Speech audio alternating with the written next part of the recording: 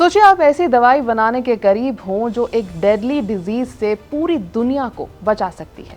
एक ऐसी बीमारी जिसको होने से हर 3 में से 1 का मरना तय होता है, लेकिन आप दवाई बना नहीं पाते क्योंकि पैसे खत्म हो जाते हैं। ये फिक्शनल स्टोरी नहीं, ये हकीकत है। नमस्कार, मेरा नाम है श्वेता शर्मा और चिली में बारिया और उनकी टीम कई महीनों से हंता वायरस के खिलाफ एंटीबॉडीज पर काम कर रही थी। एक ऐसा वायरस जो संक्रमित होने वालों में लगभग हर 3 में से 1 की जान ले लेता है। ब्रेक थ्रू तकरीबन 2016 में आया, लेकिन नहीं बन पाई थी वैक्सीन। तो ऐसा हुआ क्या? दरअसल पैसे खत्म हो गए। यूनिवर्सिडad de कंसेप्शियन के इम्यूनोवायरोलॉजी लैब में तैयार की गई एंटीबॉडीज ने वायरस को न्यूट्रलाइज कर दिया था। 48 वर्षीय बारिया को उस वक्त लगा हम सही दिशा में हैं, हमें आगे बढ़ते रहना होगा। एनिमल ट्रायल्स में सफलता के बाद लैब ह्यूमन ट्रायल्स के लिए इंटरनेशनल पार्टनर्स के साथ आगे बढ़ने को तैयार थी, लेकिन फंडिंग खत्म हो गई।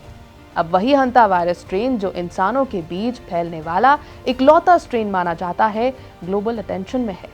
अर्जेंटीना से यूरोप जा रहे एक क्रूज शिप से जुड़े क्लस्टर में कई लोगों की मौत और कई गंभीर रूप से बीमार हुए, जिसके बाद वर्ल्ड हेल्थ ऑर्गेनाइजेशन अलर्ट जारी हुआ। बारिया अकेली नहीं थी। Albert Einstein college of medicine के प्रोफेसर कार्तिक चंद्रन भी वैक्सीन और एंटीबॉडी ट्रीटमेंट पर काम कर रहे थे। उनका एंटीबॉडी एनिमल मॉडल्स में इफेक्टिव दिखा और ह्यूमन ट्रायल्स के लिए तैयार है, लेकिन केसेस कम होने से ट्रायल्स चुनौतीपूर्ण हैं।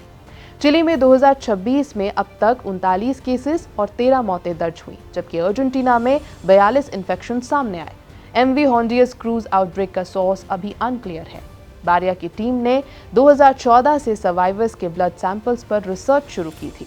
2018 में उन्होंने 2 मोनोक्लोनल एंटीबॉडीज की पहचान की जो वायरस को न्यूट्रलाइज कर सकती हैं। इनमें से एक ने एनिमल ट्रायल्स में लंग्स से इन्फेक्शन पूरी तरह खत्म कर दिया। 2021 में एक एंटीबॉडी को यूएस FDA से ऑर्फन ड्रग स्टेटस भी मिला, लेकिन ह्यूमन ट्रायल्स के लिए तकरीबन $7 मिलियन की जरूरत थी। कोविड-19 पैंडेमिक के दौरान रिसोर्सेज शिफ्ट होने से प्रोजेक्ट रुक गया। बारिया का कहना है कि प्रोग्रेस का सबसे बड़ा रोड़ा फंडिंग और इंफ्रास्ट्रक्चर है। अगर फंडिंग भी मिल जाए तो प्री पैंडेमिक स्टेज पर लौटने में 12 से 24 महीने लग सकते हैं।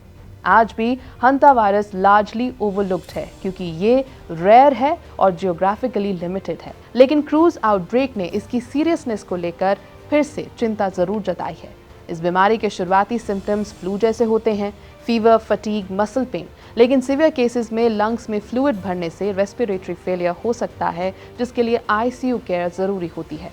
चिली में हर साल 40 से 60 केसेस सामने आते हैं और फर्टिलिटी रेट 40% तक पहुंच सकता है।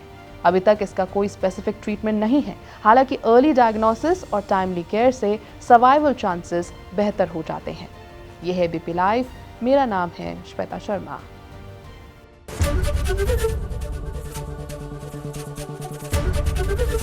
ABP गंगा, खबर आपकी, जुबान आपकी।